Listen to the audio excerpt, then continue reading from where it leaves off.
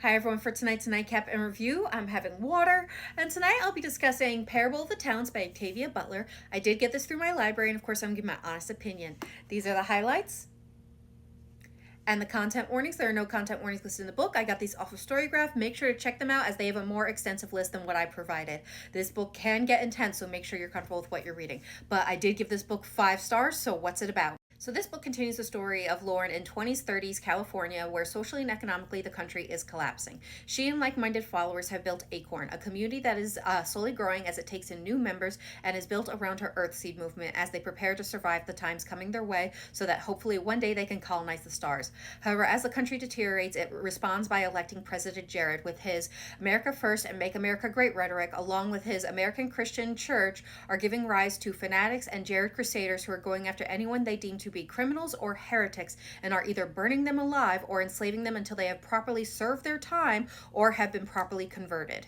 So a small community built around a religion that no one has ever heard of and not their almighty God is why Acorn ends up being targeted by the Jared Crusaders, where they collar the older members and enslave them and take away all of their children to be sent with good Christian American families so that they can be raised properly. But in Earthseed, God is change and change can be redirected, so Lauren must fight back to bring about change so that they can save themselves, their community, and their future.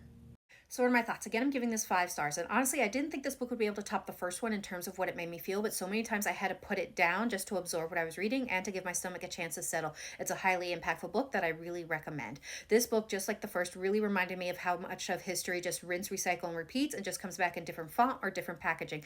We definitely see this politically with this book coming out before 2016 and their presidential candidate in this book, President Jarrett, within a first couple pages spouting Make America Great and America First policy, which the current administration now and his first term in 2016 love to use. Now, I know he is not the first to come up with this rhetoric, but that just further proves, since it was used previously and used in the book, that history once again just rinse, recycle, and repeats. And what we saw in this book, which again came out before 2016, a lot of the reasons why he was elected in this book, President Jared, are the same reasons why the first time and the current reason, without the misogyny aspect thrown into it, the current administration was voted in once again. Now, when I think of the future and what will happen if we don't course correct and we enter some type of dystopian society, what I envision is what this book presents. There are just so many overlaps politically, socially, economically, and even environmentally. An example is in this book, everything has been privatized and you need a subscription for everything, even the news. And that's if you can even find accurate news. And they even lament the loss of free broadcast radio. And today we see calls to privatize the Postal Service and to defund PBS and NPR. And their reasoning, like the reasoning in the book, is that everything should be done for profit, and that shouldn't be the burden of the taxpayers. But in my opinion, some things shouldn't be done for profit and should just be done for the betterment of society because we're all in this together and we are better as one.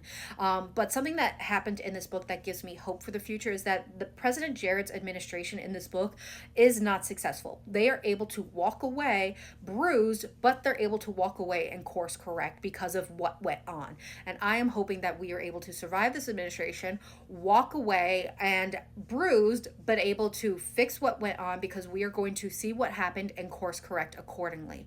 Again, this book was really impactful, and so much so there was one thing I want to leave on, and this book is currently available. This was the opening page from the chapter 11 from Earthseed, the Book of the Living. Choose your leaders with wisdom and forethought. To be led by a coward is to be controlled by all that the coward fears. To be led by a fool is to be led by the opportunist who control the fool. To be led by a thief is to offer up your most precious treasures to be stolen. To be led by a liar is to be asked to be told lies. To be led by a tyrant is to sell yourself and those you love into slavery. So again, so much of this book was impactful and I really enjoyed it, and it makes me both fearful and hopeful for the future if we're able to fix things. I highly recommend this book and I hope everyone gives it a try, and I hope everyone has a good night and happy readings.